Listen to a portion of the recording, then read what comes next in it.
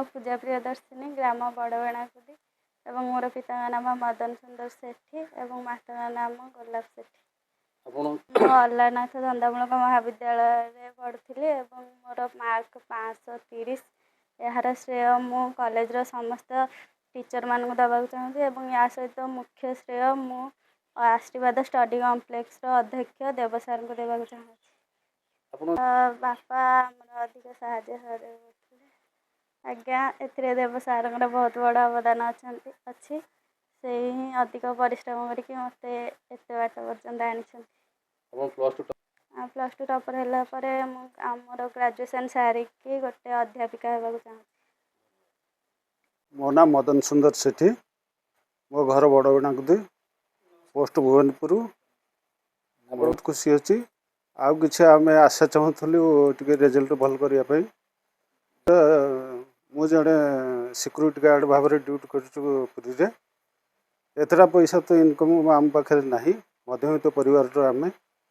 से अनुसार झील को जी पार्चु से साहय करें चाहूँ जदि राज्य सरकार किसी आमको अनुदान देखिए मो झीटा को पाठ पढ़ाते सुविधा होता। कॉलेजर सार मान अवदान अच्छे संगे संगे जो आमर आशीर्वाद स्टडी सार मान सेयार करा से मैंने बहुत परिश्रम करी छुआपाई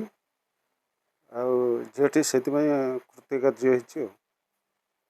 युवराज पात्र आशीर्वाद स्टडी कॉम्प्लेक्स परिचालक।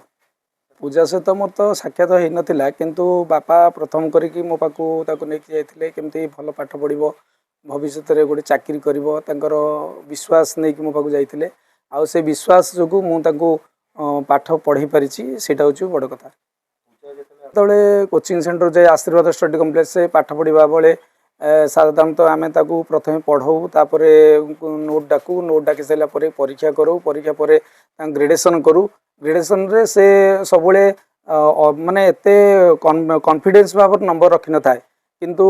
गोटे पर गोटे परीक्षा ग्रेडेसन करिया परे शेष ग्रेडेसन रे से सर्वाधिक नंबर रखीला तथापि बहुत पिला थिले तांको से समस्त काटिकी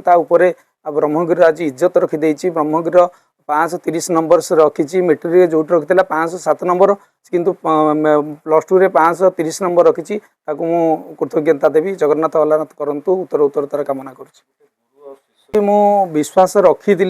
कारण 10 जन आम ग्रेडेसन 1 रे रखी पूजा को रखी किंतु ग्रेडेसन 10 भितर से नंबर 7 8 रे थिला किंतु से समस्त काटिकी जे 1 नंबर हो मोर विश्वास भी नाला आउ एटा जगन्नाथ अल्लानाथ हिसाब से ब्रह्मगिरी सर्वाधिक नंबर रखी 7टा कॉलेज 15टा कोचिंग उपर टपर होती से मु अल्लानाथ जगन्नाथ कृतज्ञता जनइबी। जो टैक्स दिए बेले बेले से नेग्लेक्ट करे आउ घोषिकी आसे ना मुझे बहुत रागे बके से कांदी पकाए एवं मने मने भी अभिमान कर रखे तथापि छाड़ी से मो पाख पाठ पढ़ा आसी।